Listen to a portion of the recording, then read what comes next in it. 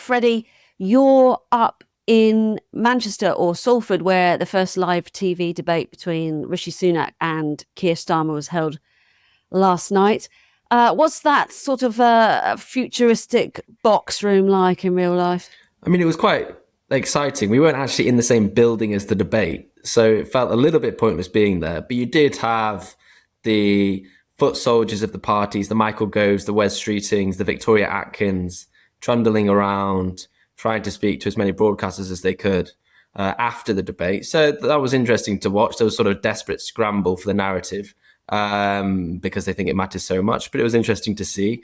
There was lots of laughter in the room, I must say, at multiple points. It wasn't that serious, but it was good.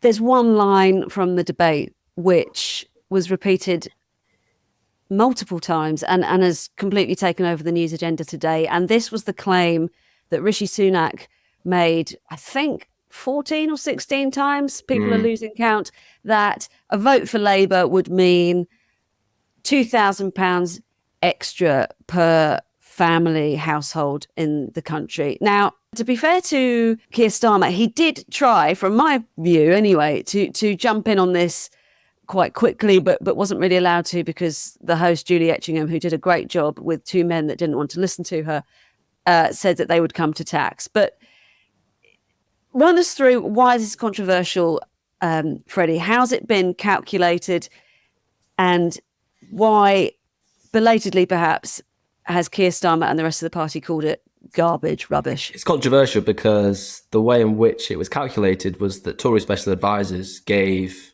assumptions to civil servants who then took those assumptions and calculated this figure. Rishi Sunak said it was from the impartial, independent civil service, meaning, or it's suggesting that it was nothing to do with politics or nothing to do with the Conservative Party, which is not true because it came from them. Labour are saying it's based on made-up. Rishi Sunak is doubling down on this. He's completely committed to it. And I think that makes sense politically. They've recognised that taxes are the main attack for the Labour Party. And I think that makes sense. And it was clear from the debate, it was sort of the only thing he wanted to come out of it. It seemed as if he could just get that slogan, that attack, onto the headlines the next day, he would have been happy. And he did do that. He did do that, but he's doubling down. But it's not true, is it? I mean, first of all, we have this rather misleading figure of £2,000 because actually most people would interpret that as per annum, but it's not. It's actually over 4 years. I mean, if my boss said to me, "Oh, I'd love to give you £100,000," you're like, "Great, that's a really nice salary." In fact, no, that's £25,000 over 4 years. It's a 4-year salary. We'd go, well, that's utter nonsense. So that's misleading in itself. But it's also been called into question by the most senior civil servant in the Treasury today, James Bowler. We've had this letter published online where he says quite clearly, civil servants were not involved in the production or presentation of the Conservative Party's document, Labour's tax rises, or in the calculation of the total figure used. Now, isn't it responsible now of the media to keep pushing back on this figure? To me, I've just got echoes of £350 million on the NHS from Brexit. It wasn't true. But you're right. It's poor politics. It's dishonest. It's not true. They're lying about where the figures have come from, and that's bad for the debate. I mean, the key thing listening last night was that there was no advance in terms of what we knew. We didn't learn anything about the two parties, but the quality and tenor of the debate deteriorated massively. But just to say that Labour aren't completely innocent in this either. Jonathan Ashworth, this extremely energetic chief rancor in the shadow cabinet, he was storming around the spin room yesterday, handing out this dossier of Tory tax rises. He calculated 76 billion, part of which is the suggestion that they're going to cut or scrap national insurance. They've not said they're going to do that. Jeremy Hunt hinted at it in the budget. He said it was an ambition of theirs. The same with inheritance tax. They said that the Tories want to cut inheritance tax. They've not said that. So they're both doing it. It just speaks to how, and we spoke about this yesterday, Hannah, it speaks to how insubstantive and puerile some of the debate is at the moment. They may well both be doing it, but this is the one that's really landed, isn't it? This 2,000 figure. And it's kind of been shown not to be all that it was portrayed to be by our Prime Minister. I mean, I'm just wondering why, apart from not being allowed to chip in immediately, but why did Starmer not have a decent response to this up his sleeve? I mean, I noticed the date on the letter. So this is a letter sent by, as I said, the Permanent Secretary of the Treasury to Darren Jones, who's Labour's Chief Secretary to the Treasury, Shadow Chief Secretary to the Treasury, on the 3rd of June. And it's obvious that they are aware of this Conservative document from the 24th of May.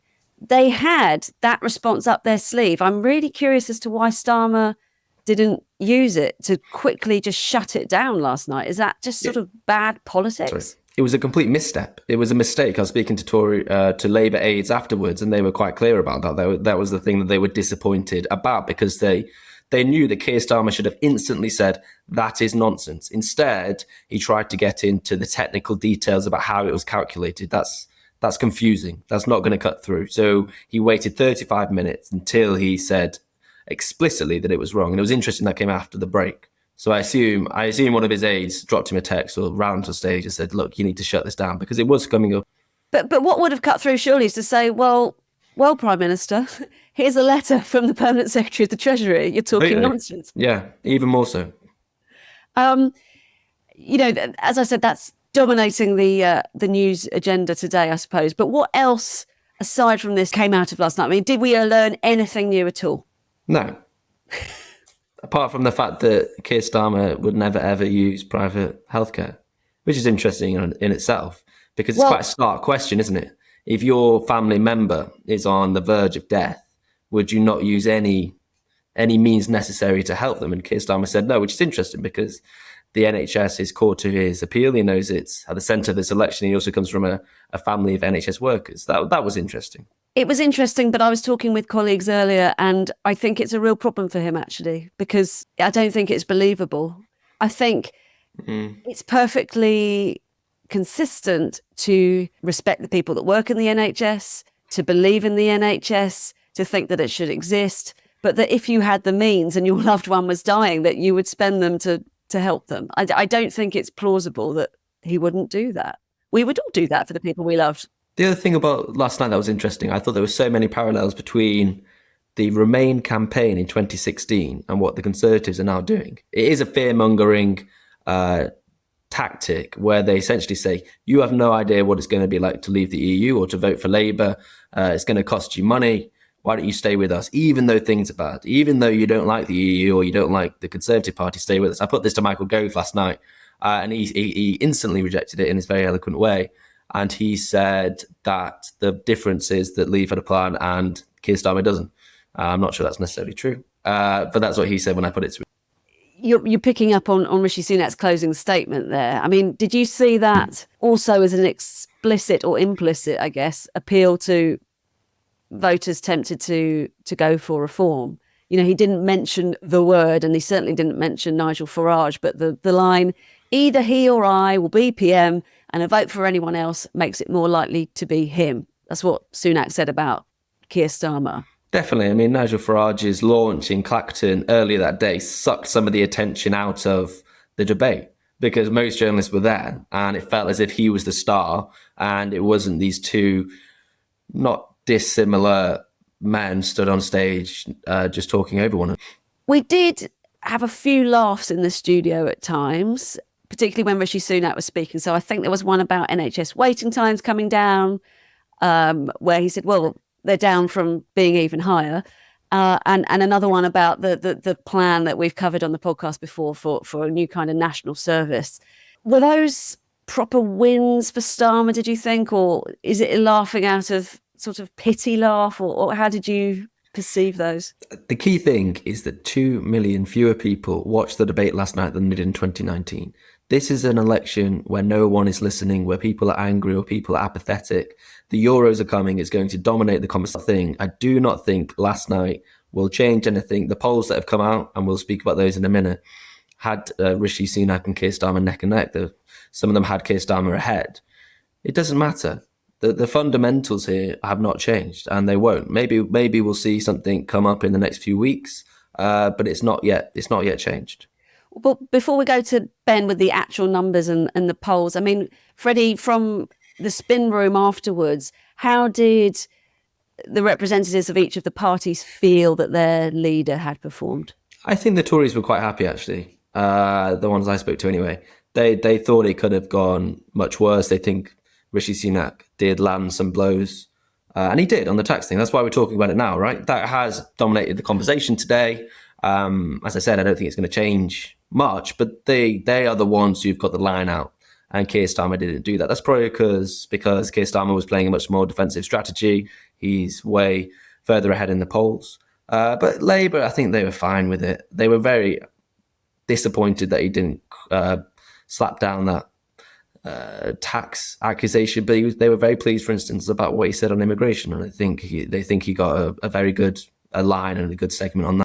Ben, I know there was a Snap poll immediately after the debate finished, which just edged it for Rishi Sunak, 51% to Keir Starmer's 49%, even closer than Brexit, dare I say. How a few hours on have the public perceived each of the leaders' performances? We only have polling of debate viewers.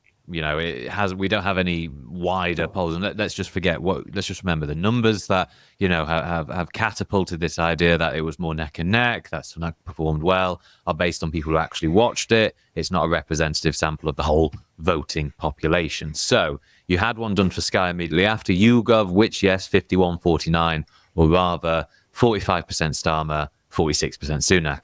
But then you also have one taken also of debate viewers for the Sun newspaper by JL Partners, which had 53% Starmer, 33% Sunak. And then you had Savanta doing one also, again, of debate viewers, not the whole country, 44% Starmer, 39% Sunak. These are of people who watch the debates. And as Freddie himself says, this is relative to other debates, these are pretty poor viewing numbers. They could be absolutely better. And let's not forget as well, always remember this, Jeremy Corbyn tied with Boris Johnson in the first leaders debate of 2019. Did it do anything to move the numbers? No, it did nothing. Yeah, I don't think there's any particular evidence. And here's the thing about debates, right? They capture narratives. They help make it easy to tell stories about how this election campaign is going. Nick Clegg Mania in 2010 worked in that it got people enthused about voting already, just that little bit more enthusiastic. So it bumped up the numbers for Lib Dems enthused about coming out to vote, and it depressed the numbers enthused about Gordon Brown's new Labour. But that only lasted a few weeks because the minds sharpened. People thought beyond debates. People thought about other issues. And here's the thing. I think I take a bit of a different view here. It's particularly about the tax stuff. Now, even though the furore, the civil servants have come out saying, of course, this is, you know, well, it's not really something worth doing. And Labour are going hard. You know, they've just done a poster right now, a movie poster, Rishi Sunak, Liar, Liar. And it looks great. It's nice of them to see, you know, finally showing their teeth, basically.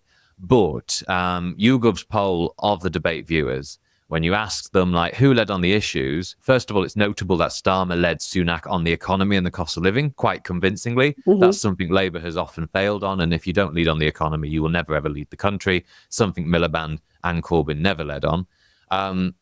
Sunak nevertheless did have a 20-point lead, according to YouGov viewers, on tax. And I think that's a little bit noticeable, or notable rather, because whether or not it's, you know, a story worth following, chasing, and whether or not it has, you know, will move votes or not, it does touch on an already pre-existing prejudice that voters have about what Labour is going to do to your taxes. The expectation is that Labour will raise your taxes. That's the view for most voters. But the expectation also is that the Conservatives will raise your taxes. So it's a bit of a rum game here. It's a bit of like a zero-sum game. Yeah. But for Sunak to say it, for Sunak to point at Starmer and say he's going to raise your taxes, voters who watched it at least are nodding along. Will it change anything? I'm pretty sure no. But what I expect is that this election is pretty unique. In that, I don't know if you've noticed, but Labour are 20-something points ahead, and they're on course for 400. Oh wow, I've missed that. Yeah, and they're on course for 400 seats in Parliament, and something a little bit, you know, a bit more dramatic. Who knows what Farage will do with his reform band? But a lot of this is down to Tory apathy, Tory people staying at home, and I do actually wonder, in this unique instance, in which the election narrative, election arithmetic is decided by apathy rather than, you know, all votes move it changing hands. I do wonder if Sunak going hard on tax might say to these Tory apathetics, I think they'll both raise my taxes, but I'd rather trust a Tory Prime Minister to do it than a Labour one. And it might rally a few people back to his base. Not much, but a few. That's really interesting. But how do we square then, Ben? Because they're not mutually exclusive, are they? How do you square Starmer winning, if you like, on the economy, being trusted with that, with such a big lead for Sunak on taxes? Because, of course, they kind of go a bit together, don't they? Quite. But it depends what you consider the economy to be. Right. So getting a bit philosophical here. Rewind yourselves back to 15 years ago when we just had the financial crisis, and you had the Conservative lines that the Labour Party had crashed the economy. They'd maxed out the credit card. We are only 24 hours away from being like Greece, which is similar to Labour's lines on like 24 hours to save the NHS. Yeah. Every single local election, narratives, what the economy is to people changes. Okay, so back then it was about austerity, debt, deficit, balancing the books. A lot of people saw it that way. That's why there wasn't much sympathy about benefit scroungers, benefit claimants. And that's why, benefit scroungers had currency 15 years ago. Now what the economy is to people is not necessarily about taxes, it's about wages. It's about prices, it's about the cost of living. It's about basically, do you have the security and stability to live within your means? Now, tax actually takes a back seat on that for some reason. Voters associate it more with prices, wages, houses, more basically the free market economy, as opposed to what the government does. I think also, if you're getting the impression that, whilst this is quite a cynical election, a lot of voters don't think a lot will change. And that's partly because they think the government is quite impotent to affect that change. They associate this more with, economic, the free market as opposed to anything else. So how do you square it? The simple truth is voters don't normally equate, this election, they're not equating tax with the economy, though that may change if Sunak keeps going hard on this. But then again, per what Freddie says, are voters listening? Based on viewing figures, no. Based on the proportion of Britons who are undecided, also no. Gentlemen, tell me if I'm being ridiculously naive here, but I do recall a moment in the debate on this tax line where Keir Starmer was actually quite open, and he said, yes, I will put your taxes up, and it will be these taxes. We will remove the loophole for non-doms, and there will be no tax breaks for that. And then, of course, this very well advertised ending the tax-free exemptions of private schools, so putting 20% VAT on private school fees. Is there any way that, in fact, by saying that, people think that Starmer is more credible because he's being honest? He's not saying, I'm not going to put up tax on anything. I mean, both main parties seem to say they're not putting up income tax, VAT or national insurance. But he is saying we do need to put up some things in order to pay for what we want to offer. I think you're right. It gives him credibility. I was speaking to one person afterwards, and we were talking about those short, sharp questions where, the private healthcare one, the tax one, would you raise VAT? And it almost doesn't matter much what he says, as long as he gives a quite definitive, clear answer. And that's what he did. So I do think it gives him some credibility. And also, I think if he can get or change or mould the Tory tax attack into, but we're going to raise VAT on private schools and non-doms, and that's sort of it, then it won't be as damaging as it might otherwise have been. Because as we saw with the audience, the tax on non-doms is quite popular. And that's why the Tories have nicked it. That's why I think it was 6 months after it became Labour policy, the Tories said they were going to do the same. So I definitely agree. Will it overcome the attack in total? No, probably not, but it will definitely help.